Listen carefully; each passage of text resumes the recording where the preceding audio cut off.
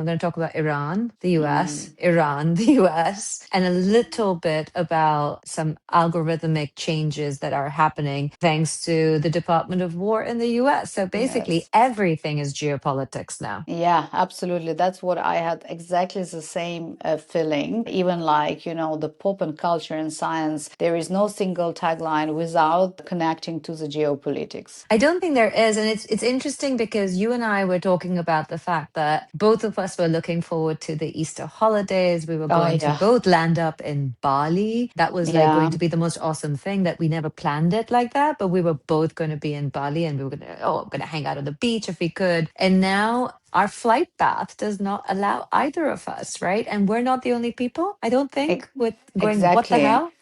What the hell? I saw the numbers. It's crazy. Maybe you actually have them, but like literally all the more majority of the airlines flights from the Europe to the Asia is now suspended and everyone is waiting for update. And our husbands, I know your husband did the same, was checking all these insurances, right? If we really could replan or get the money back. Looks like not really. But like, yeah, what the numbers actually, Maithreyi? I think you shared with me a bit earlier. Oh, I did. I mean, it's shocking, right? And this is basically Yeah. coming down to the fact that force majeure, when war and natural disasters are not covered by travel insurance, how do you deal with them? How do you deal with the fact that I think there were 2,000 right at the start of this, because we're now a few days in. And by the time this podcast is released, it will be a Mhm. few days later. At this point, at this juncture, when we started out of Asia, there were 2,210 or 20 delays and just 58 cancellations. And then Mhm. that number just skyrocketed and skyrocketed across about 11 Asian airports that really got affected. Those are the airports that have flight paths to Europe. Mhm.